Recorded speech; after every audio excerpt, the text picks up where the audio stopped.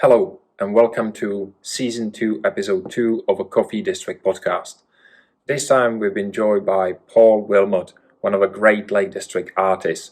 By the way, it's a guy who painted this paint behind me. Because Paul is a painter, we decided to do, from now onwards, all the episodes as videos as well. So you can find us at YouTube, just type in Coffee District Podcast and you should be able to find us. Now, we've been talking with Paul about his life, how he got into the painting, and how passionate he is about the paintings, which he does, but also other artists does. Partner of this podcast is a Dark House Coffee Roasters, our great coffee. If you want to look at any coffee we've been talking about, just look at darkhouse.co.uk/shop. And you should be able to find everything there. You can find there also the coffees from the last time when we've been talking with Martin and Roland. So all the bandas and mahangos are there as well. From next week, we're releasing a new decaf, which will be called Walla Crack Decaf, and it should be there by the Friday. I hope so. I'm just going to printers to get new labels for it, so everything should be sorted for it. Please don't miss out on it, because we never know how much decaf we will have, because it's very uncertain in recent times. So, get yourself a cup of coffee and enjoy a nice chat with Paul Wilmott. And into another episode, into our second episode came Paul Wilmott, one of the best Lake District painters. Should I say decorator as well, Paul? Well, because I say decorator and... Unfortunately, I'm not one of the best, but I'm one of the Lake District painters. One of the Lake District painters, yeah. That's great. I don't really know where to start, because we're just pretty much talking here like last 20 minutes. So yeah, just first question I guess would be, well, we don't really do questions, so it's more like a chat here, but flies everywhere. What brought you to the painting, actually? How did you start? What was your way in? I think my way in was typical of a lot of the people I meet who do art, and that is you found yourself maybe at school. You found it easier to draw and remove yourself into another world rather than actually take part in the reality of everybody else's education, which perhaps, you should do. But I think there's a certain group of kids who start becoming, maybe, I'm not sure if it's disenchanted, but slightly in a world of their own. So I just spent loads of time drawing, and, I suddenly find at primary school that I'd drawn for about 2 hours. So yeah, I just found my way. I found my way in by arriving there without even knowing I'd got there. So yeah, just starting to do things that I hadn't planned, but just did. And it was a way of maybe not hiding away, but just getting yourself into a different world, which is I'm still trying to do. It's that kind of crazy way of being. Looking for an alternative existence within the confines of our lives. And drawing and art is a really good one. Right. And then when you left school then, was it straight into painting, or was it a break before you got back into it again? Oh, that's an interesting moment, actually, because when I was in my school didn't do A-levels, but in my O-level year, they knew I was quite good at art, God bless them, and they put me in for an A-level, which I got, which the school had never had before. And then I applied to go to Maidenhead College of Art in Buckinghamshire. But my father, who was a sort of traditional East End London guy, great guy, he said, you're never going to make any money painting. And amazingly, having got into the college, I passed everything to get in, I wasn't a very strong character, and I made a big error, and rather listening to myself, I listened to my dad. I'm not knocking him, because he had his narrative of how tough his London upbringing was. So I took his advice, which was not good, because there was a moment when I got a letter from Maidenhead College of Art and Illustration saying, I always remember it, it said, "Paul Wilmott, where are you?" And I got onto a course of A-levels in geography, maths and chemistry, which I absolutely hated, and flunked out. I left that after a year. And then I became a slight problem because I was like 18. I'd dropped out of college A-levels, and then I went with my dad's sort of eternal wish into printing. So that was a sort of bad start, because all I had to have done, which is really, I always kick myself, is just say, "Sorry, Dad, I've been accepted here, I'm just going to go." Which is what all parents would do these days, but back in the sort of mid-70s, life was, my parents had come from tough beginnings, where a good job, which definitely earning money, was the most important thing. Whereas my dad was saying, I don't think you're going to make it as a painter. So I ended up going into printing. So, and then I spent I spent 10 years printing, 10, 20 years printing. Before I went into printing, I had a great uncle who was a brilliant craftsman, and I did a few years decorating with him. But when I got fed up with the printing after 20 years, I started decorating. And then when I got fed up with the decorating after 10 years, I went back to the very first thing, painting. But in all that time, I'd always kept on painting. But it is remarkable how easy it is in life, and I say this to you two now, to walk away from something you know is the right way. It's more easy to get on the wrong route than stay on the right. I'd got myself on the right route. I'd been to the interview at the college, shown my work, it was all approved. I'd actually done all the hard work to get on the right route, and yet it was so easy to come off it. So, I just a big shout out to everybody listening. Make sure, even though it may be awkward, stay on the right route in your heart, and do not go into the wrong route that everyone will tell you is good logically, because it won't work out. I'm now rejoining the bloody path I started 40 years ago. So, but I'm happy, I'm not knocking it, and I think it's what makes me very traditional in my painting, because I haven't had all the art college stuff where everyone is told to keep up with what's going on. I'm still, amazingly, painting what I was painting when I was 16.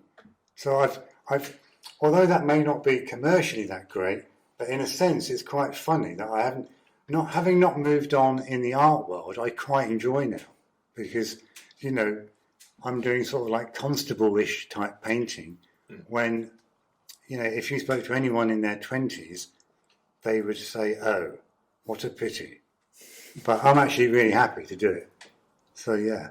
Yeah, but it's one of these things, isn't it? Just if you step off the path, there is always option to get back to it. You just need to be brave enough to get back in there. Absolutely. That's the thing. And we all step off the path. Yeah. And I'm just happy. It doesn't matter how old I am. I'm 63, but I'm over the moon to get back on the path. So this year's quite a big year, because there's quite a lot of art stuff happening, and I'm downgrading the decorating, and I've got other people that decorating? I've been decorating for 22 years. 22 years. What have you? So before the decorating, you've been doing the printing. Printing. Yeah. And here in the Lake District, or have you been? I know. I did it in Brampton. Brampton. Yeah. Right. And then you moved to Lakes after that. No, I was living in the Lakes So and you're living- commuting. Oh, right. Yeah. So, I mean, but it is crazy. I always did keep painting. But, I mean, I'm not saying that painting's massively, it's not like some religion. And that's the other thing, why do we do things? I think it's sourcing our identity in a sense, like, you doing Dark House Coffee on your own, you start up that business, there's more to it than just wanting to enter, the market of, there's something else. Yeah, there is some passion behind it, something which push you at every evening to think about something different to do. Well, this podcast is basically one of the results. Yeah. I actually heard one podcast before. It was with one neuroscientist, and he said that whenever we have because the age at the moment is so much switched on to get dopamine in the brain immediately. And if you get the dopamine from scrolling through the social media, watching the YouTube videos, doing all these things, you don't have to, your brain have no time to bore, to get into boring. But boring is actually the best stage of the brain, because boring is the moment when you explore your thoughts, when you discover something new, when you get into something. And I think from these moments coming also the thing that you realize, oh, actually, I'm bored. I need to change my life. I need to do something else. I need to change the way how I'm living, or something. Yeah. And that might be the way because if you wouldn't be bored in a printer's job, and if you wouldn't be sick of it in terms of way, you wouldn't be maybe thinking about going back to painting. Yeah. No, you're completely right. Isn't it? I mean, similarly with you, Teddy. Now, at the moment, you started off with Jerry in the coffee industry, and your recent thing, going with a normal job, as it were, that's kind of going on to that path. Yeah. And I did think for a while, I was like, am I, as you would say, stepping off the path, something I wanted to do? But I think what's always been important for me and important in life is having that challenge and learning and always learning. Do you know what I mean? Yeah. So, I think, sometimes it's quite healthy to switch up a career path if you're feeling like you're ready for a new challenge or to learn something new. Because I think the moment you stop learning, life becomes a little bit stagnant. I think it's important to keep that challenge there. Yeah, well, I think that's what this whole thing so far has been about. That stagnancy is not great. Yeah. And you mentioned when you were growing up, there was this sort of perception that painting wasn't a good career path. Yeah. Do you think that's still true today? No, I don't think it is, actually. I mean, I think today there's so many affiliated things to the arts, people involved in like designing games, gaming, the music to games, top composers are involved in it. The graphics, the graphics are brilliant. So in a sense, there's actually more creative spectrum. Mm. Back in my day, it was still sort of, are you going to be a painter? But I think, the whole computer world has opened up. Mm. And there's loads of computer artists, and cartoonists. I look at that guy, I don't know if you see him, Cold War Steve. He does political cartoons like Rodinson would have done last century. And they're as good. And they're all, you'll have a picture of Johnson and you'll Photoshop it, with Putin. And then you'll Photoshop it with Trump, with a sort of crazy thing happening. And that's art. That's really... So, yeah, I think for young people, there's just an amazing amount of stuff going on. For me, the hilarious thing is that I have gone back onto that deep furrowed path I'd left. I'm on the same one, which in fact doesn't involve any of the new stuff. You not tried it out? You're not got on the computer and no, I'm not. No. I mean, I'd love to, and I absolutely love it.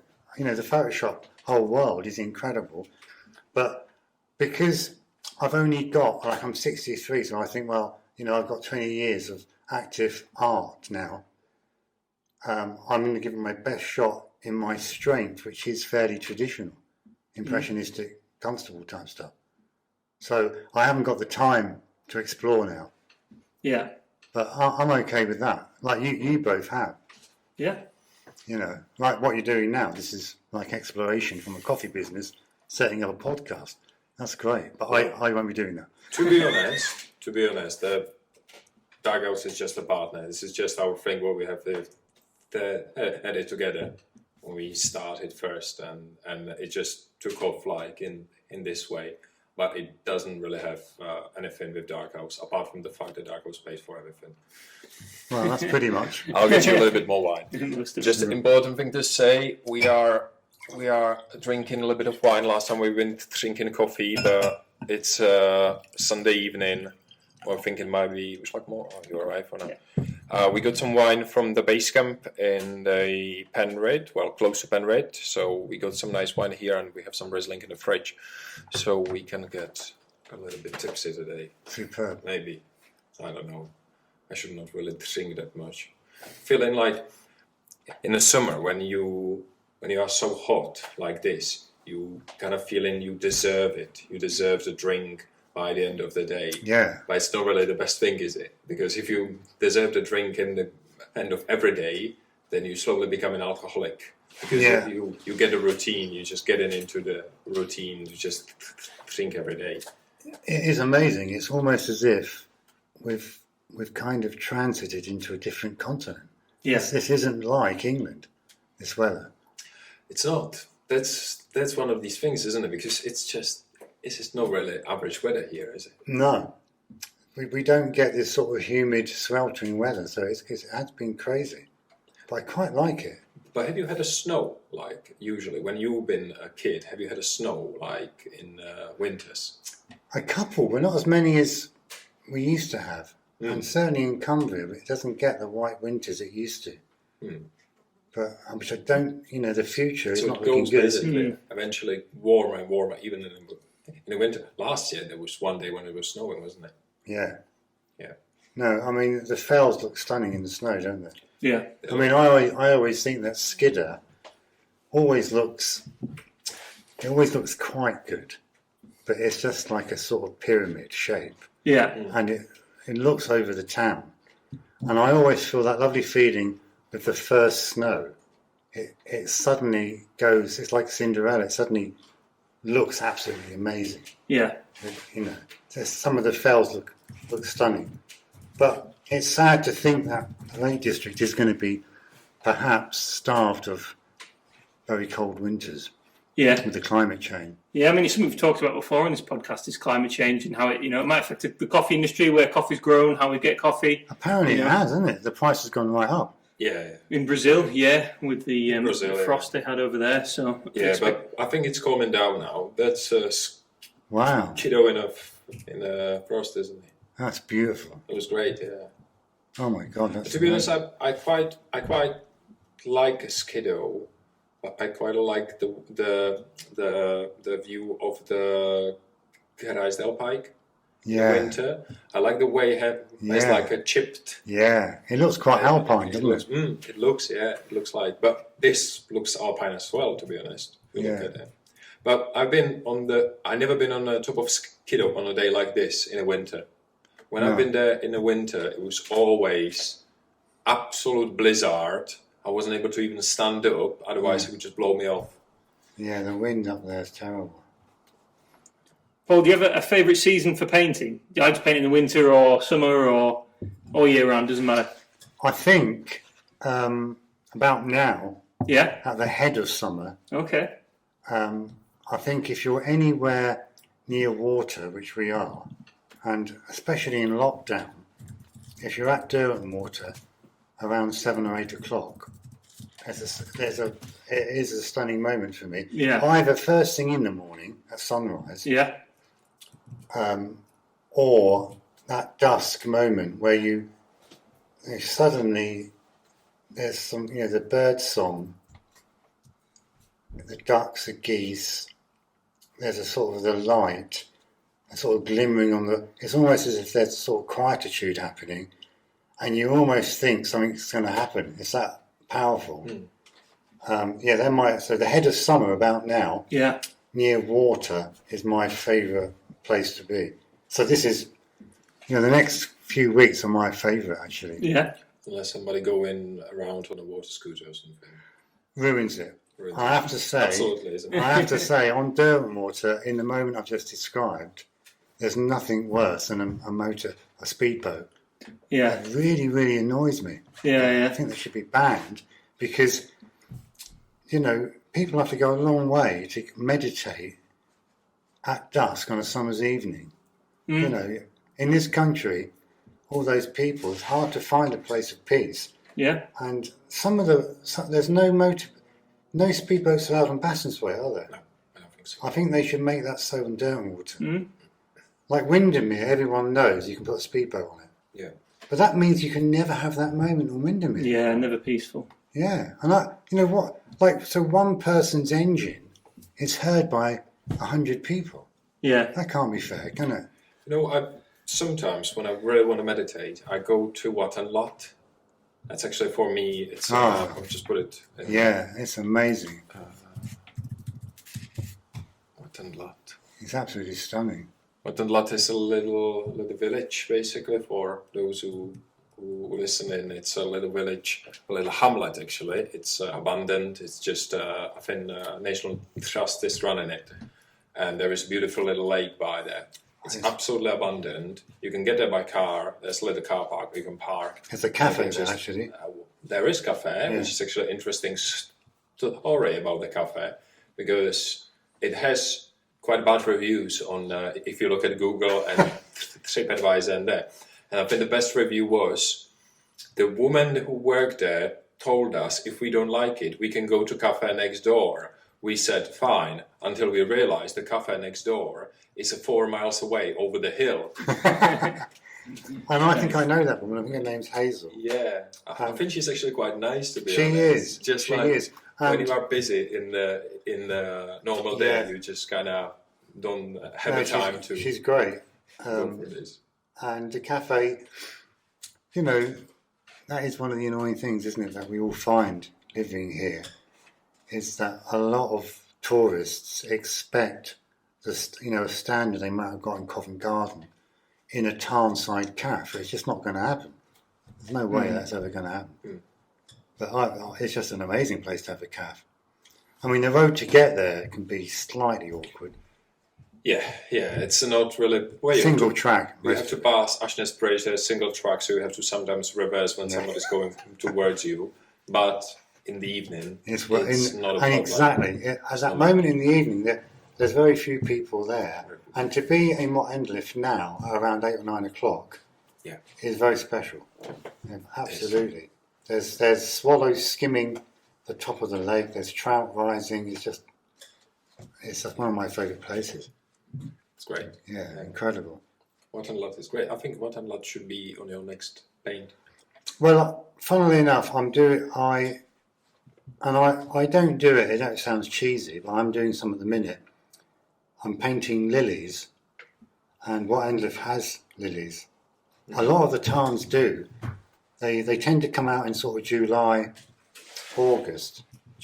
August, and they're absolutely stunning. I prefer the white ones. In Cumbria, you get white and yellow, but I mean, they absolutely are remarkable. You often come across them, and there's a shadow on the water from a fell or rock face or trees, so that water's like dark and black, and then suddenly you see a white lily with a yellow flower. Absolutely incredible sight. It must be one of the most remarkable sights. You could use it as an argument. People say that God doesn't exist and the world is just an accident of amino acids, proteins, sun. But it's difficult to imagine how, a water lily is absolutely so beautiful. And even in the East, Buddhism, it's their flower, isn't it? There's something very special about it, and in Cumbria we're so lucky. There's some on the back side of the back edge of Derwentwater. Actually, there's part by the woods, bridge? the woods down from coming down from Grange. Right. What are the woods called there? Oh, you mean around? Begins with M. Which way do you mean? In the way you go in towards the Cat Bells, or the way? Yeah, you go coming down from Cat Bells, exactly. down from Cat Bells. Yeah, and on the left is a wood. Right. Yeah. Isn't it Manistee Wood? Manistee. Brilliant. Manistee So Wood, yeah. if you go into Manistee, there's a lovely section of water lilies there. But you paint in water lilies quite often, do you? I do. No, I am. I do paint water lilies. And what I'm doing right now is they're set against quite dark water. They're often, obviously, in dark water like this. Mm-hmm. And that's where they're particularly amazing, when they're in see the shadow of that fell, because they're suddenly lit up. Yeah, the contrast. The contrast is, yeah. Just try to get your Instagram, because there's going to be. Yeah, you might see some actually. Essential cookies. Yep. Yeah, there's some there. Yeah. It wants me to log in, so won't be able to see it. But I'll just put it into the camera. Yeah, and that picture there, that's painted around about now at dusk. Yeah. In that sort of heavy, the air is almost thick with scent. Yeah. And the midges are starting to bloody sting. And then you get that very strong, heavy summer feeling. I can get it. Yeah? Yeah, that's Falcon Crag. That's called, I think it's Lord's Island. So, is this so there are 3 islands on the Durban water, aren't they? I think there's more. Is it? Yeah, there's Durban Island, which is the closest. Durban Island, the one with the little villa on the hill, or the castle. Yeah, St. Herbert's in the middle. The Lord's Island, which is that one. But there's some kind of smaller ones. Yeah, don't know the names of them or if they're named. Yeah. So when you paintball, do you do it in one session or do you take several sessions? No, sadly, that picture there that's worked off photographs, which is very depressing. Oh, I see, yeah. I would rather not work off photos. But not to work off photos, you need a sort of weather and time thing, which is not always easy here. Yeah. So sometimes when I have done it, I've started a picture. Yeah. I've decided to do it in 2 days, but on the second day, it's totally different. It's completely different. Yeah, that's no good. I did start to get a bit annoyed about it. It starts raining or something. Yeah. So, I think it might be one of the challenges, isn't it? It is, and what I do is I often turn the photograph away and make up stuff. Okay. To keep the picture alive. Yeah. So I never want to reproduce a photo. I want to reproduce my mind's picture. Yeah. So I use the photo to put everything in place. Then I turn the photo over and fill the picture in. So, although that's accurate in where everything is, it probably wasn't that dark, to be quite honest. But then I like to add... Isn't it's a difference between photo and the paint, isn't it? Yeah. Photo takes exact picture of whatever it is. Yeah. Or it should, or normally does. The modern ones do. But the paint is something where you put in something there from yourself. Yeah, exactly. So with our digital phones, they take amazingly brilliant shots. So there's shadow detail and highlight detail. But in the old photography, it didn't work that way because it would overdevelop in shadow areas and the detail goes, which I quite like. So like in this picture, there should be more detail in this area, but I purposely didn't put it in because I wanted the feeling of a heavy, very heavy shadow. Yeah. Because it gives the picture a little bit more, weight. Yeah. Because any late picture can be quite chocolate boxy, but I kind of think mine have got a slight,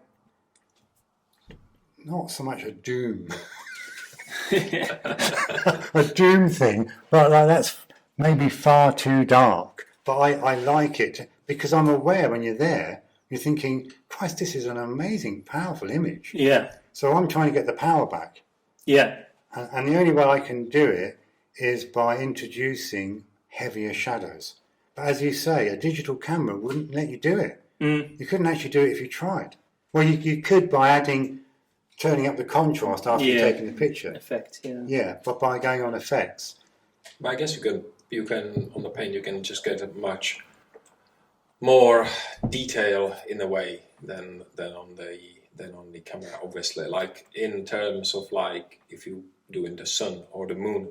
Yeah. If you take a picture on the camera, you never get such a big. And interestingly here, I've made the reflections longer than the actual real trees. And that is actually, mathematically, it tends to be about the same. Yeah. But by making it longer, again, you're giving more gravitas to the image. So the painter can take a few, he can take a few shortcuts to improve. But I'm only doing it to honestly bring over the power of the image. And, I think that's what the greats did. They used the same, they kind of thought, well, yeah, I could paint this how it looks, but actually it's not going anywhere. So, people in the past, Monet more than anybody maybe, started doing crazy things. And in the end, we now realise that they make the picture look almost more realistic than someone who did a photo representation. I guess you're trying to get a feeling across, are you, as well as just what it looked like? Getting the feeling. What I'm interested in is this paint. Is this, you said it's in Whitehaven, isn't it? Yeah, the mural, Gulliver. And that's great. That's one of the, is that it finished? I think this one, this one is the one you just finished. Yeah, because I sort of did it once. Yeah, and 10 years ago. It. And then I just redone it, and I completely repainted it. And the whole thing's sort of lovely because when Jonathan Swift wrote Gulliver's Travels as an adult, some historians he was born out of wedlock in Dublin, so it was a massive scandal. His father was quite famous, and his wet nurse took him to Whitehaven and kept the whole thing quiet. And then they would then move to London, where he went to private school and got well educated, because obviously the husband, I forgot who he was, had money, and then he became Jonathan Swift.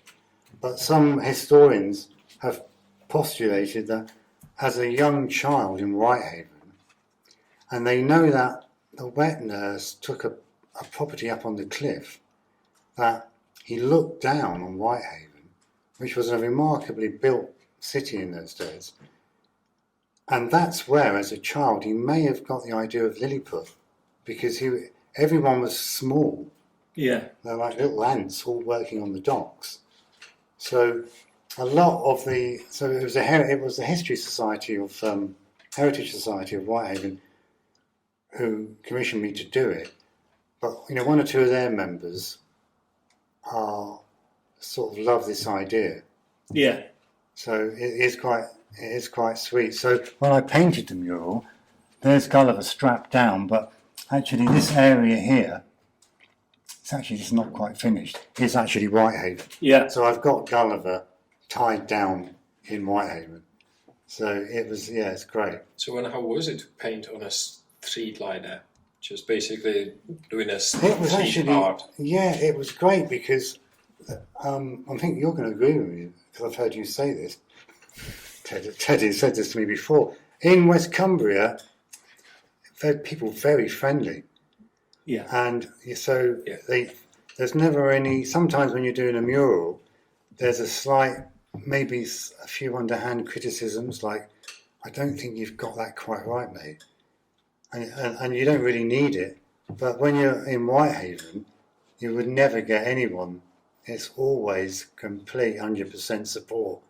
So it was just a great. Because people here are maybe a little bit some people here are a little bit posh, spoiled with all the influence of the Lake District, with all the what it offers, that with like many people attracted to this. Yeah. They might be thinking like a critic, even if it's not really necessary. Absolutely. That was when I'm out. One of the worst things which happened to me on that mural, it was really horrible, is loads of people stopped to talk about it, and this guy was stopped to talk about it, and I had a bloody phone call from a hotel decorating job I was doing, and it was quite an important call. Yeah. And I had to take it, and the guy walked off, and it kind of made me feel the people out west don't go for that. Yeah. They don't want people picking up their mobile phone when it rings. No. They're above it. Yeah. They're way beyond it. Absolutely. But in Keswick, they're not. And I just felt really terrible. Yeah. And I still feel terrible now about it. Because when you're in West Cumbria, there's a sort of brutal honesty. Oh, yeah. Which you don't get here. I think what's special about West Cumbria is because it's a little bit sheltered, it's a little bit remote from the world. So in a way, you've got what I would call sort of an old-fashioned community. Yeah. You know what I mean? Which Yeah, I think has disappeared from a lot of places. Big time. But, there you've still got that community. It's very open, it's very friendly. Yeah. And, I really appreciate that. You just don't get that community thing. Yeah. Yeah, but you did few things which are displayed like that, did you? You done like not only this, but you done the maps of the parks. Yeah. Like, Yeah. We're awaiting the second park map, actually. I think I've just done one for Hope Park, and I'm hoping it's going to be. Oh gosh. It should be there now. Yeah. But I've just heard that the helicopter I did, which is in Hope Park, someone has broken off one of the propellers. Oh no. Yeah. Yeah, I guess that's always the danger of public art is the vandalism. And it's the first time I've had some public art damaged. Okay. Which is amazing. Well, I guess it's good. It's quite a rare occurrence then. It is a rare occurrence. But Yeah.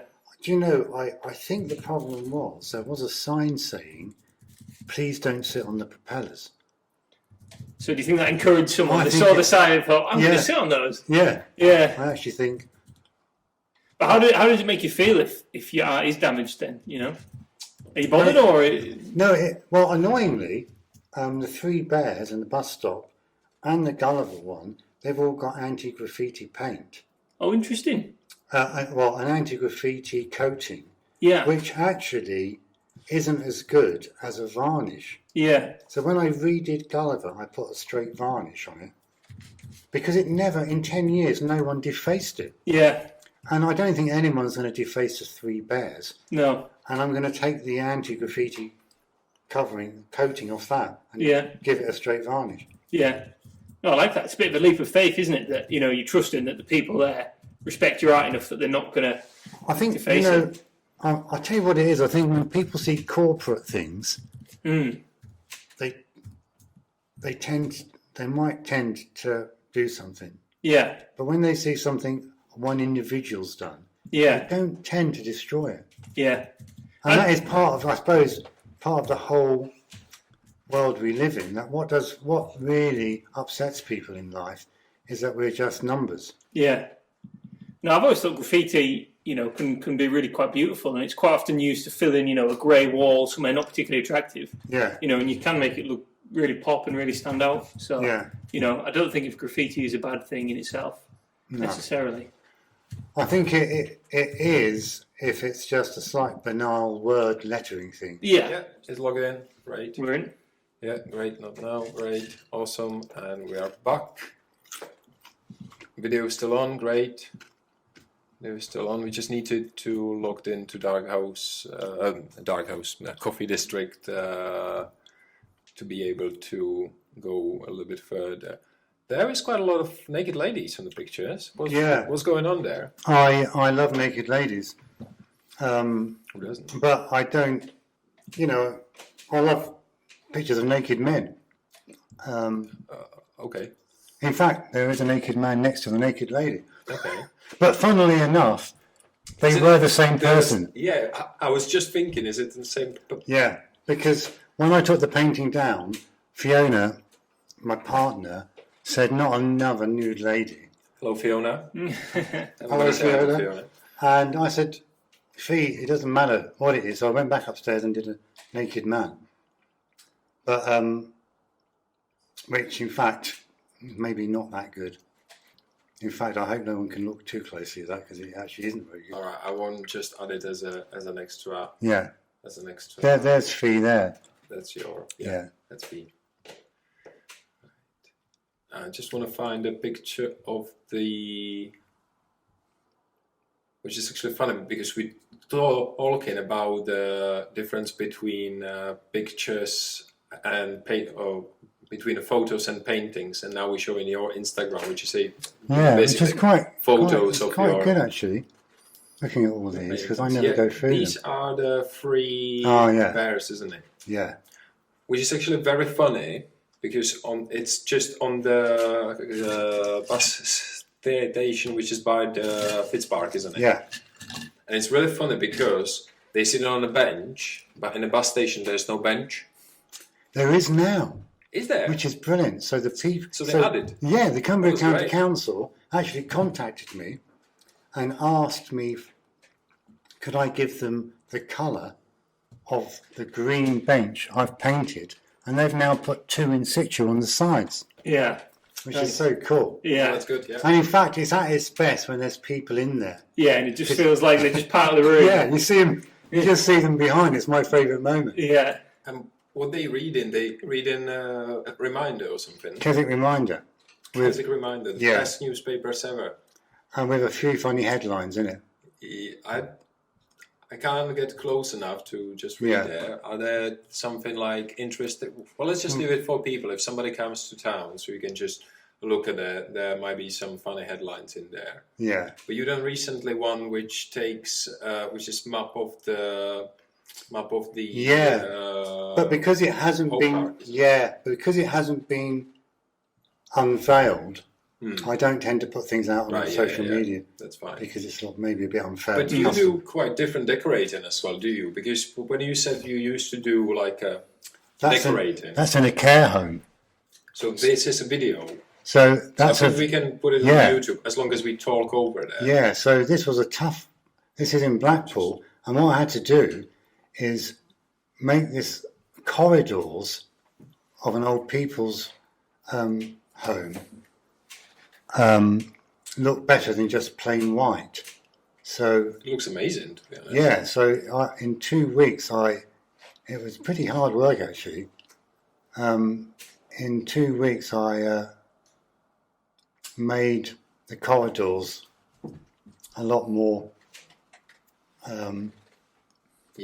enjoyable. It looks amazing, to be honest.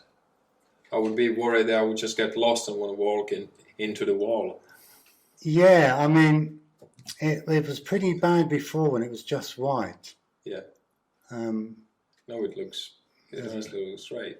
Which is actually interesting because it looks like you made it in the colours of one particular. And here, it's interesting because there's where the wall ends. Yeah. So that's where the wall ends. So there is like I've made it an illusion. Yeah, I like that. Yeah. Well, that's great. Yeah. So, but I enjoyed those 2 weeks at Blackpool because you meet such wonderful elderly people. Yeah. And they were great. And did you get any feedback from how it went down? Most of the feedback was actually great, but obviously I think what Joe was just saying, some people got a bit frightened. Yeah. And I had to change dogs, which was annoying because I did a great Dalmatian. Yeah. But one of the elderly people insisted it should be a golden retriever. It should be a Labrador. Interesting. It was interesting, but it was very depressing. Yeah. Because you had to remake something what you came up with. I had to get rid of the old poor Dalmatian, So I don't know if you have here. There's that copy. Yeah. That's this one. That's the. Oh yeah, this is the picture you told us about, did you? Before we started. Yeah, this is the It's a copy of Velázquez's Watercolor of Seville, one of my favourite paintings. And everyone listening, it's definitely worth looking up if you get the chance, because it's a snapshot taken by Velázquez in the late 1600s of one of the poorest people in Seville, which is a water seller. It was the lowliest of jobs, because basically water was very cheap. And in this particular moment, he's handing a glass of water to a young aristocrat, and they know that by his collar. So here we have in Seville one of the richest people talking to one of the poorest people. But the very poor water seller is so annoyed and angry of his life and his coat's in tatters, he won't even face the young aristocrat. Like today, he thinks, you young bloody upstart with money, why would I talk to you? Yeah. So Velázquez knows this, paints the water seller blanking him on purpose, having to still give him the glass. So he's handing him the glass to get the money, won't look him in the face. But the reason why the painting is a complete and utter masterpiece is because the young boy, rich young boy, instead of being like a rich, horrible young boy we might see maybe today with a flash car, actually bows in reverence to his age and wisdom. Yeah. So the snapshot Velázquez's taken is absolutely crazy. A pissed off guy, pissed off with his long life, he's got nowhere. A young boy who also looks pissed off, which is genius, he's not happy, because he realises the tragedy of the situation. And being passed in between them is water, which represents life. Yeah. The old man is actually giving him life. Yeah. And the young boy knows it and bows, but the old man misses the bow. Yeah. And that's the ironic part of this painting, is that the elderly water seller misses the reverence and love he's finally been given. He still doesn't get it. And that was hundreds of years ago, but the same situation could occur today. Exactly. It's absolutely lifeless. I just have one technical question about it. How do you paint water in the glass? Yeah. Or how do you go through that? Because that's actually like very difficult. Because water is clear. Yeah, very so difficult. The logical explanation would be you would replace the water with wine or something. Crazily, I did this copy, which isn't too bad actually, but Velázquez painted it, I think he was 23. And I did this in my late 50s. And I completely copied what he's done. And it is insane what he has done. And of course there's the droplets. You can just see the detail, the drying water, And although he painted a massive philosophical piece, he still wanted to show off. Yeah. He's a young man. And the droplets are kind of crazily, and there's the wet marks of the droplets going down. It's him saying to people, look, I'm really good. So he's done two things here. He's sold his ability as a draft craftsman and as a philosopher. That any great painting that is remembered over time is always deeply philosophical. It has deep philosophy. Otherwise people don't remember them. There's been hundreds of painters as technically good as Velázquez, but no one remembers them because he put in, this is a political situation now, isn't it? We are now looking at people not earning much money. Yeah. And what Velázquez is saying is you've got to respect him. So, his paintings in the 1680s are relevant now, whereas a lot of technical painters who just did pictures of bread and flowers, we don't remember them. But that's the genius behind the paint, isn't it? Yeah. There's it's the same thing in the music. There are plenty of composers in start of 19th century, end of 18th century. Yeah. But nobody was as good as Mozart. No, exactly. So it's just the ingenious in the person. Yeah, because in everything, it's like if you're cooking food, you need all the ingredients. You might want a hot pepper, or you might want to put something in to cool it down, or something garlic. You just need all the different things. And in this painting, he has put in philosophy, which a lot of painters leave out. Is that something you leave out, or do you put a message in? Well, my message, obviously I'm not of this calibre at all, but like in that painting we've seen, I'm wanting the Lake District landscape. I often think, the true beauty is missed. And obviously it's to do with the amount of people here. Yeah. But in lockdown, people remember walking down the lake at dusk. There's something a lot heavier happening than meets the eye. Right now in this sun, there'd be people slapping around in the water, looking, thinking, this is nice. Yeah. But when there's only a few people there and it's getting dark, there's something else going on. I don't even know what it is. Yeah. But I know it's there. I know I want to paint what's behind the trees. There's something very strong in nature, and it's revealed for me in morning or evenings. But I mean, Velasquez was painting these paintings. In this period of his life, he painted what were called domestic paintings. No other painter up until him had ever painted paintings of working people doing their daily work. He was the first person. Yeah. And people thought, what the hell are you doing, man? You should be painting Jesus or painting this, painting this. He said, no, this is where Jesus actually really is. Yeah. And he did a section of paintings in his very early life, which I think still is best, where he's just showing snapshots. There's a famous one of a blind lady frying eggs. Yeah. There's lots of people just like servants cooking. Yeah. And he famously did. And these are amazing. Anybody listening now, he painted a series of paintings of dwarfs. What was the name of the blind woman frying eggs? Yeah, but Philip, King of Spain. I think it was Philip IV. I'm not sure. He was a Habsburg. He was a great guy, and he employed dwarfs to entertain the court. Is it this one, Paul? Yeah. And if you look at that, it's the same bloody boy as we had before. We don't know who he is. It's the same boy. And again, he's got a very nice look. And this is a blind woman. And it's a very, very poor, scene. But it's 23 years old. The craftsmanship of the work is great, but there's also something else going on. She's looking to him. And he's wanting to help. And there's the original.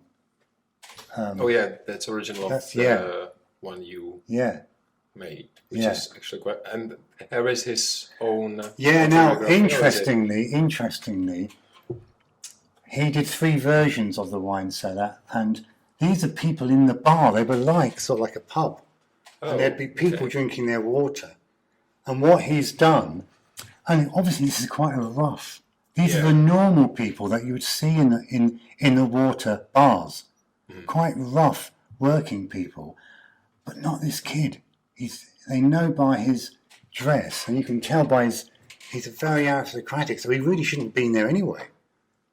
But he's highlighted the situation between the richest person in Seville and the poorest, and there they meet, passing water to each other. And that's part of the whole bloody message. Today, what we need to do, we've got rich people running the country. They're not bloody, they're not evil. We've got poor people struggling. They're not evil. But we need to be passing something between them. That way, so we don't get confrontation. Yeah. So, unbelievable. It's difficult to Velasquez, what can you say? Absolutely crazy. Crazy painter. How can I get out of this? There you go. But, Yeah, my work doesn't actually have enough philosophy in it, which is a sort of pity. But I will attempt to readdress that. Yeah, they're some of the portraits. But you started. When did you start actually actively selling your paint? Was it through the lockdown? Or was it earlier? No, it was earlier. I've never made a great deal of money. I've done loads of paintings, but I've sold few. That was This a one, commission in London, yeah. London. Which is Right. which is the back of David. Back of the. Oh yeah. Yeah. Okay. Yeah, no, I've never made a great deal of money, but things are better now. But yeah, that's always been a problem. So, do you like when you do such a thing as this one, for example, for somebody like you paint the wall or the mirror or well, not the mirror, the windows or something like that? Yeah, Is this that's a something wall, and they wanted it to look like French windows. I think there's a more finished one. So, is this something like more like the? I don't know if I can just go. Yeah, I can go through the slides. Yeah. There. Yeah, that's it in situ. Yeah. Yeah. So, is So this? you make, in a sense, you make more money doing that than me painting a picture, because that's a commission. Yeah. So it's like it's almost decorative, isn't it? So And there's a set price. Is this something what people like you're looking for your like work? Are they like people who asking you to do this type of things? Yeah, Or is it? I've got a mural, but the mural business is is always more money orientated. But obviously, I'd rather just be selling paintings. Yeah. Because that's where my heart is. But I still love murals. So in a sense, talking about that path that I'm on, I still think a mural is on the path. So that's great. I know when I'm decorating, I'm off the path. Yeah. But what was your last decorating job? Was it something interesting? Like, have you done recently like any like really interesting decorating? Yeah, no, I do. I do love doing. I mean, at the moment we're doing Greta Hall, Which is that's the big house on the house on the top hill. Yeah, the house on the hill. It's a grade 1 listed, isn't it? Yeah, I'm not sure it's grade 1. It could be grade 2. Maybe grade 2. But that's a pleasure to do because actually the people are absolutely awesome. In fact, you met them the other night. Yeah, They're particularly lovely, and the house is very lovely. The history, that is actually as good as it gets. Wasn't that one of the houses where Byron used to stay or somebody? Coleridge Oh yeah. and Southey both lived there. Coleridge only lived there for 2 years, but Southey lived there his entire life. But was it then turned into something like a school or something? Yeah. Because I think I read something about history about that. When I seen it first time on the sale or something, I was like, wow, this is in Keswick, and I didn't know where it is. So I look at it. It spent most of its life. Yeah, I think from like 1960 to the 80s, it was a boarding house for Keswick School, and absolutely amazing, really. And now the present owners, they are ploughing a lot of money, it has to be said, into actually getting it back to how it should be, which is marvellous because it's definitely worth preserving because, for the Lakeland, in fact, this whole, one of the great things about the lakes are the poets. Wordsworth, Southey, Coleridge are huge, and they lived here, and that's the place where they lived. It's slightly annoying. I think some of Coleridge's, I think his desk went to Grasmere, to Dove Cottage, where the Wordsworth Centre is, and the Wordsworth Dove Cottage makes a lot of money. It's a very successful business, and we've actually got something probably as comparable in Greta Hall in Keswick, which a lot of people aren't aware of. I'm always amazed the amount of Americans who walk up, because the Americans seem to know a little bit more than we do. They think, I think Coleridge was very friendly with Benjamin Franklin and Jefferson, and I have seen some of the letters he wrote to them. So there's an American link. But yeah, it's a very important building. So decorating that is absolutely great. I don't actually decorate. That to me is art because it's such a great fun experience. But most of the decorating work I do isn't so great. So it's not this type. It's more like making walls in a certain colour. Paint someone's lounge or kitchen. Yeah, right. Which is great, but after a while, it's maybe not so great. Yeah. But yeah, it is. But I mean, life is crazy, isn't it? Mm-hmm. I mean, I don't want to sound like someone, you know. No, you know, we don't get to do what we want to do, and maybe that's part of how it has to be. Is this your first picture on Instagram? That is a illustration I did for a book about a professor and dogs. It's Paul Titley, the ex-mayor, actually wrote a really nice book, and Professor Paws, he's called, and he asked me to illustrate it, and that's one of the pictures. There is quite a lot of very interesting people in Keswick and in Lake District, isn't it? There is. Like you said about that, then there is quite a lot of. There is one professor of science of physics, you know. Yeah, Well, Terry Sloan. Well, we know. Terry Sloan, who's an amazing character. Yeah. For he used to lecture physics at Lancaster. He's very big on climate change and was from very early on. And he sued the Telegraph. Well, it didn't come to being sued, but they wrote misinformation about climate change, which loads of people were doing 4 or 5 years ago. And he brought them to task on it, and he got an apology. And he's just an amazing guy. Yeah. You can meet him in the park, walking his little dog. It's not his, actually. And you can ask him, where did time begin, Terry? And he started talking. And he can give you a plausible answer. What time did time begin, Terry? Yeah. And, he's just an amazing guy. Yeah, I mean, that's what's great about Keswick in a sense. Yeah, we have I think there is. I think one of my other options. Is it all right? Yes, it's working still, right? One of my other people I want to get here is Anthony, who's one of the founders of Random House. So Anthony, if you hearing us, then please respond to my text. Otherwise, I'm gonna have to come to your house when I'm next time delivering your coffee and ask you in person. I just want to find one picture which I was particularly interested about. You described me there, and where is it? Because is this your painting office? No. Yeah, No, that's where I was paint. better picture. That's where I paint. It's a really much small better room. picture. There was much better picture of that. It's a small room, and it is This one. often extremely messy. This looks like. Is this like one of these things that you have to get a chaos to put something extremely nice and so like Absolutely. harmonic on the picture? Poor Fiona doesn't always agree with this theory, but it has been said, famously as well, Francis Bacon, who is, I think his paintings are the most expensive as we sit here today. He painted in the 60s and 70s. His studio is far worse than that. It's absolutely unbelievable. And he maintained that perfection can only come from chaos. It can come from nowhere else.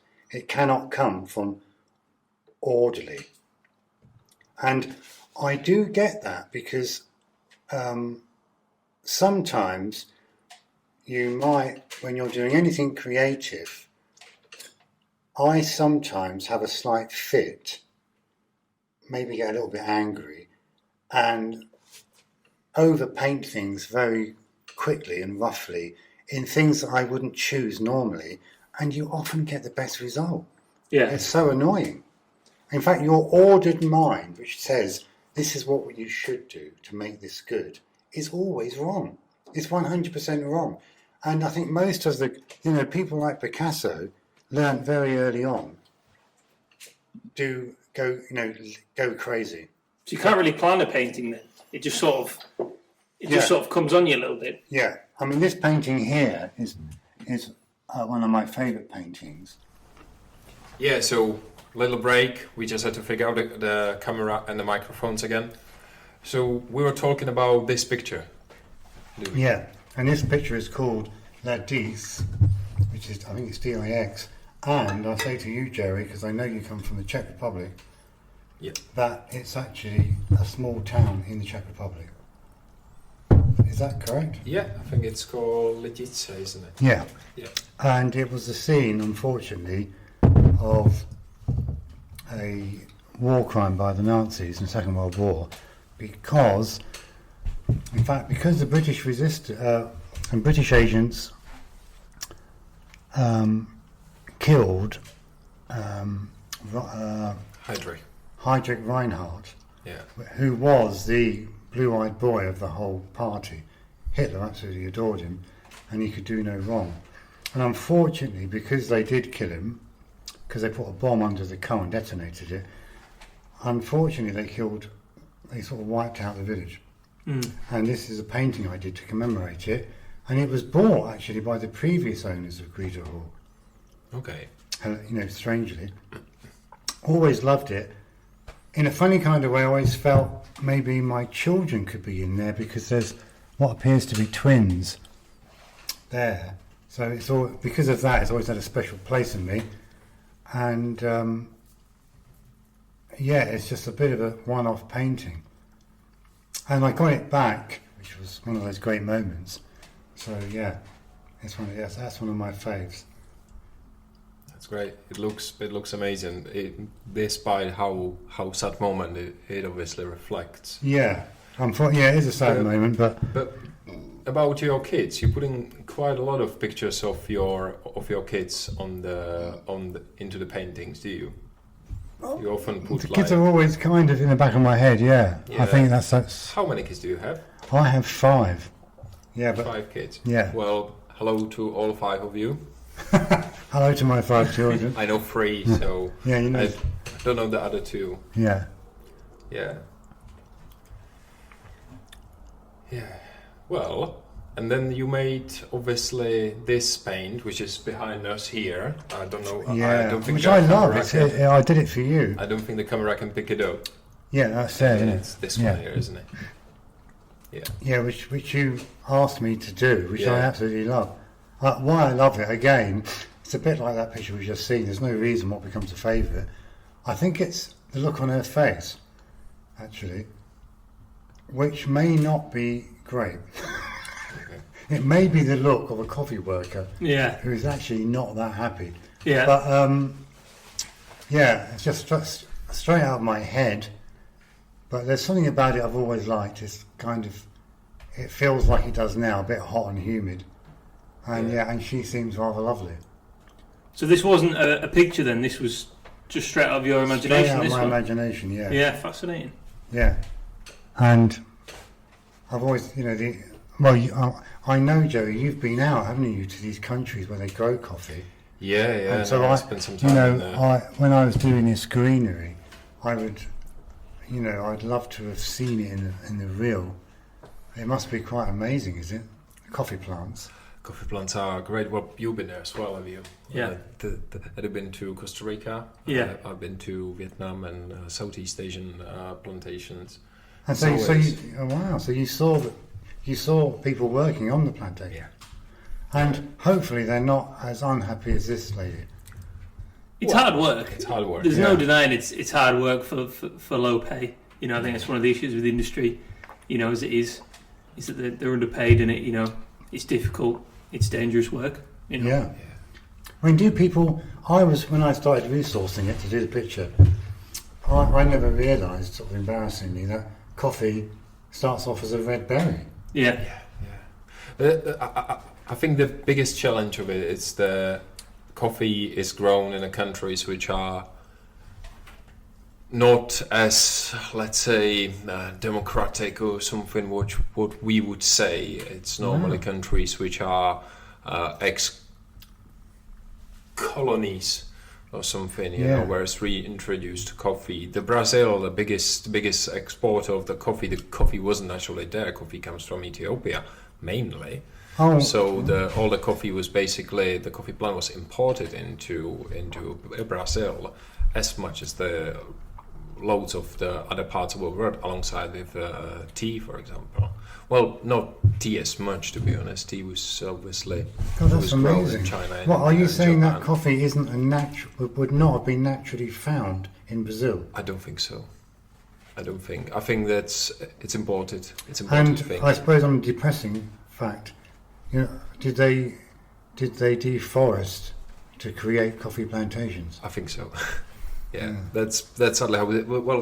The cocoa is originally from South America, isn't it? Cocoa was then re-exported in another bit. That's the same thing. So that's like chocolate, are we talking? Yeah. Chocolate. Yeah. So chocolate's naturally from Brazil. Chocolate's naturally from South America, and then it was re-exported into different countries as a plant. But it's the same with all sorts of other things. It's the same thing with bananas and all the other things. Well, South America, surely that's native to South America, bananas. Yeah, I think so. Yeah, they're native there. It's actually funny because I don't think many people realise, though, what you just said. I don't think many people realise that coffee isn't an original plant from South America. It was introduced when, in the 1700s? Yeah, something like that. I think the first it was the coffee was first brought into Europe by Arabic invaders. There is a story. No, is that from Turkey? Yeah, there is a story when the Turkish was, and I don't know how much this is accurate, but I just heard it as a story in one of the history lessons about the coffee.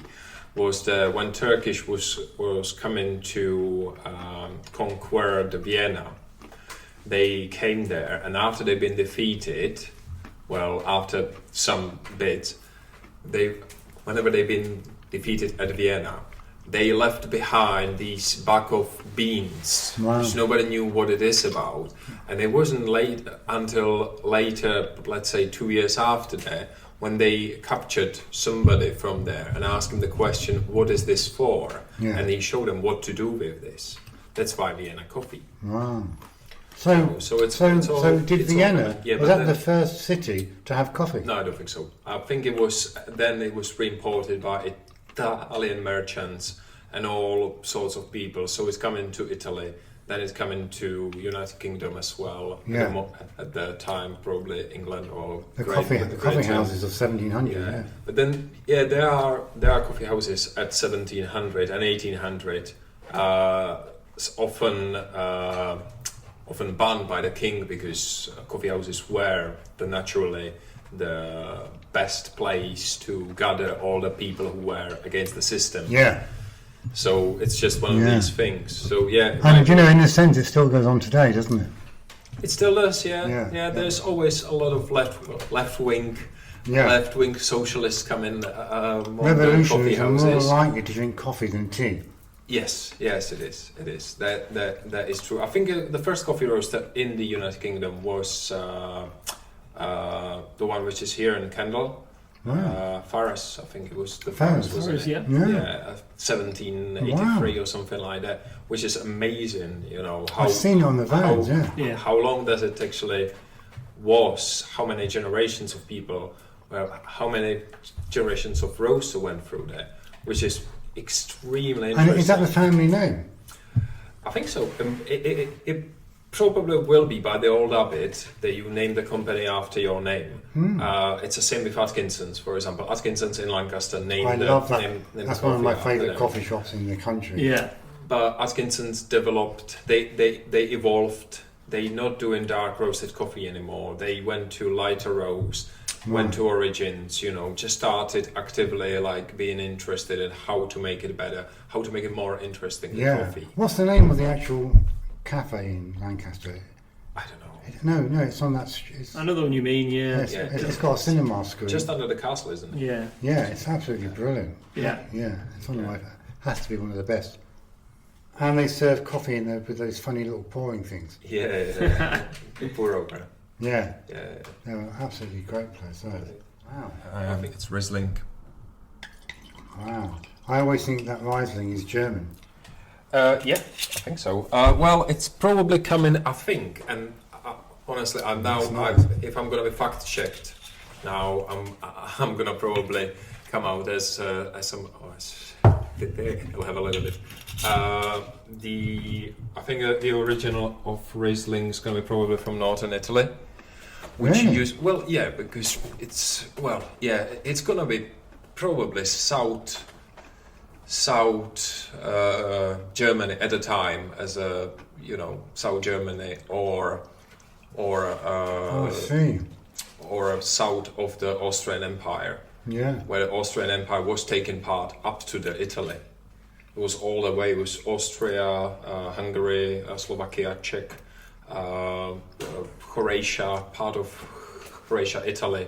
Amazing part of Because the world. Italy was reunited in the 19th century under the Garibaldi. kingdom before the Mussolini took over. Yeah. Yeah.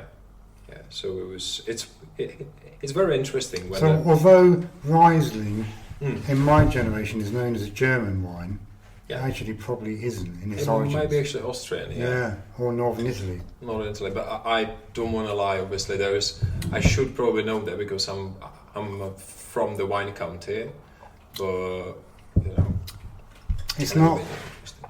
What's nice about that is, like Lee from Milton, a lot of German wines are a bit sweet, aren't they? Yeah. But Riesling's, You have it because the most popular original wine is Sylvanian Kreen, and that's sweet. That's sweet sour. Something similar to, in a taste to me, similar to Chardonnay. oh, nice. Sweet sour Wow, wine. that sounds nice. Something like that. And sometimes when they do in it, especially the better providers when they're doing Sylvanian Kreen, they sometimes add in extra sugar to make it extremely sweet. And Bad news. the bad thing about the sweet wine is that it means a hangover in the morning. You don't want to have a hangover in the morning. Especially you don't want to have a hangover in this weather. No. Now we always record in a heat wave. Last time we recorded with Martin from Rwenzori Coffee, or Rwenzori Coffee, I should pronounce properly. We had a heat wave. Now we have a heat wave again. What are we gonna do next time? Should we just leave the next episode until the next? Put the heat heaters wave? on for the next one, so it feels the same. It might be. That might be interesting. Yeah. So do you? That's another old people's home. The one in Keswick. Right. Not Blackpool, that's, what's it called? Yeah, so that, although I haven't got one of those shots, I did all the murals in Millfield, and that's one of them. And there was more of them, wasn't there? There was more Yeah, birds there. Yeah. So when you just kind of you jump in sometimes, do you? You jump in from the beautiful landscape, Yeah. and then doing a little detail. Then maybe doing a mural. Yeah. Is this something like what gives you like the extra energy that if you would concentrate on just the landscape, you would get bored with this? Is this like something that The landscapes, maybe, I mean, I've got one in the Glassmere exhibition now, Lake Artis, £2,000. Which one is it? Should we just look it up? It was Yeah, it's that first one we were talking about, actually. So that's up for £2,000, but just to answer Teddy's point, and I've got some up on a few internet sales, Yeah. but you couldn't plan your mortgage repayment on that, No. but I can on the murals Yeah. and the decorating. Similar to you, that's what we were saying.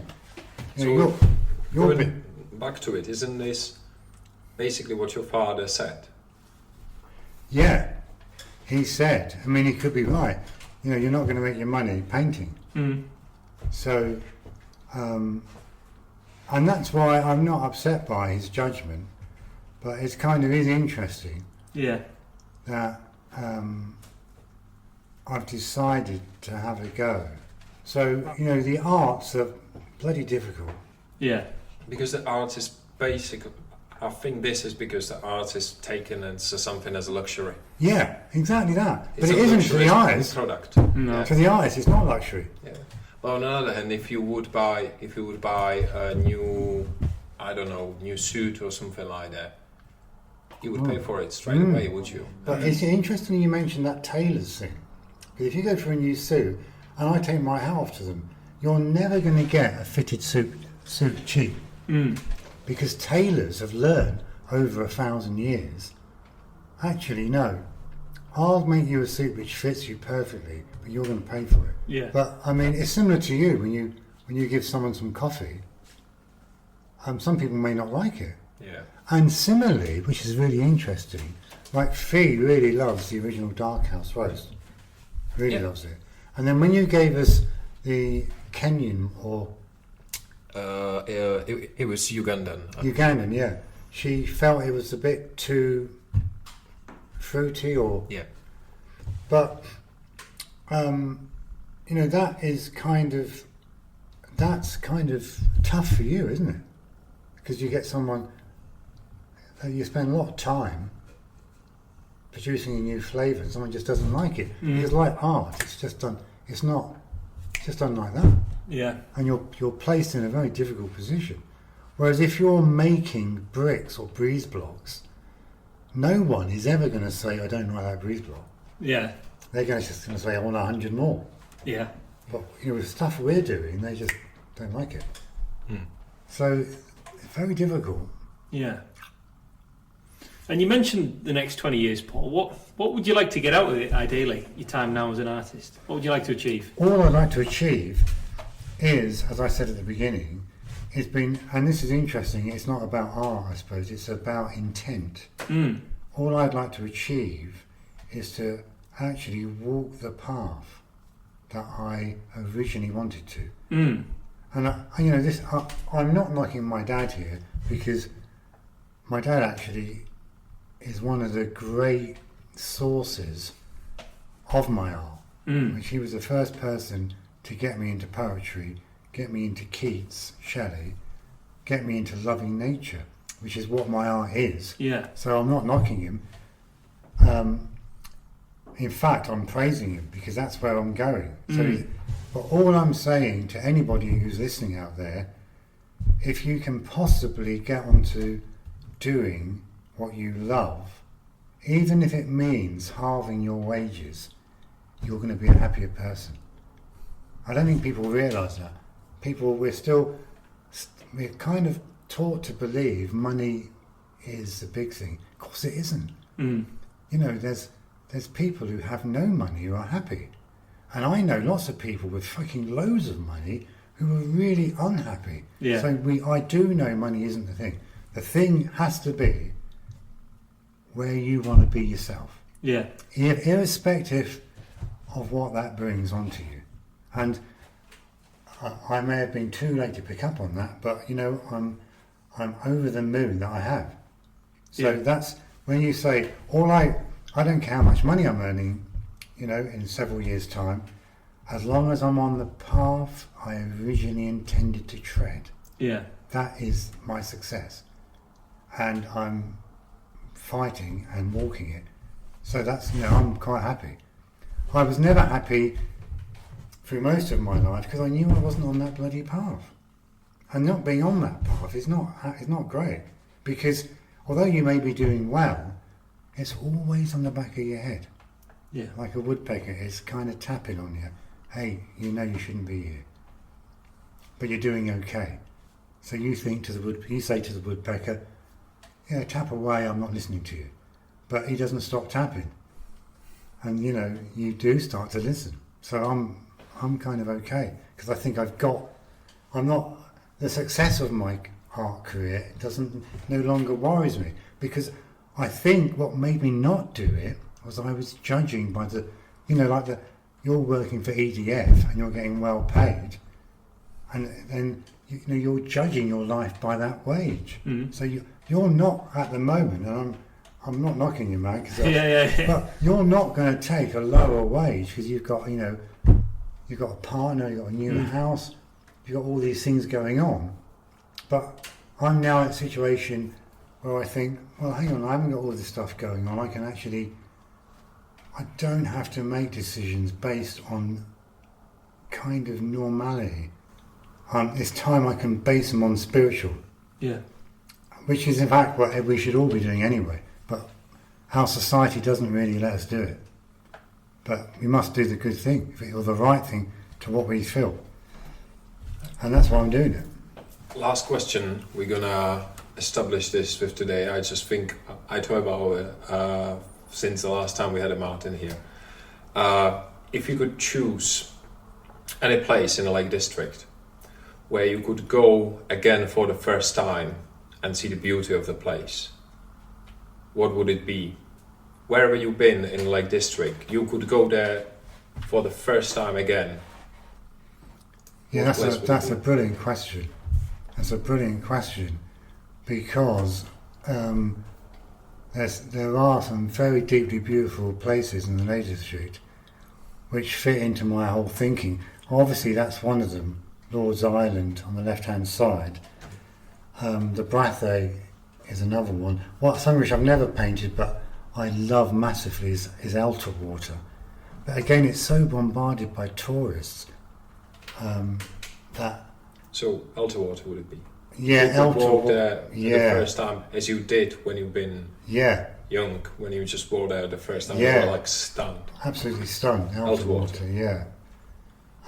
Which is actually not one of the the most popular lakes, isn't it? No, it isn't. It's a complete nature reserve now. Yeah, it's out of... It's can't actually get on yet. Tucked away, isn't it? Well, you can't really get massively. You can't take a boat out on it. But there's something very special about it. And the Langdales overlook it. And there's something crazy about the Langdales. That's why everybody goes to Langdale. Yeah, because the shape of the Langdales, everyone knows.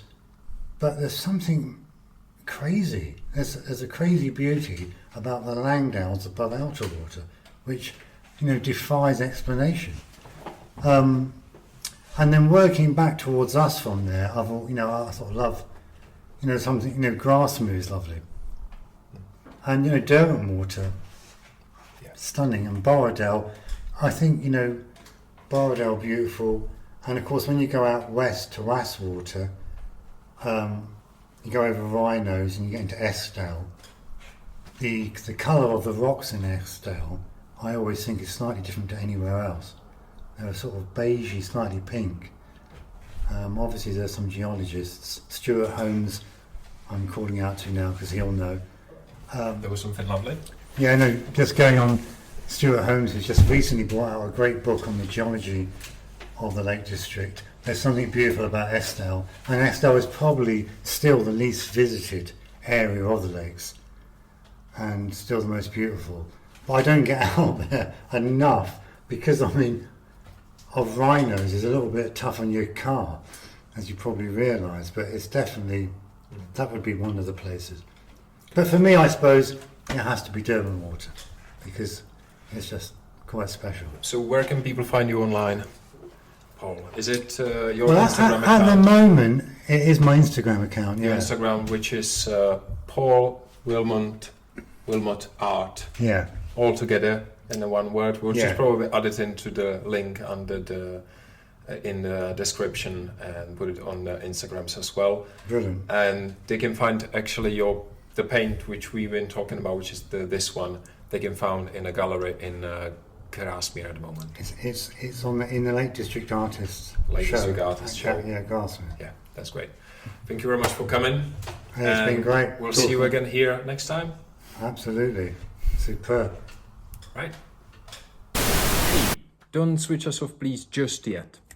Did you like this podcast? So please click a like button on the bottom here or subscribe on the bottom here. You can also subscribe in your podcast app. If you didn't like the podcast or if we said something wrong, please let us know in a comment. We are not perfect. We can always improve. If you want to support us, you can look at the Dark House website at darkhouse.co.uk/shop, where you can find all the coffees we've been talking about this episode or the episode before. So that's it. Thank you, and we'll see you next time.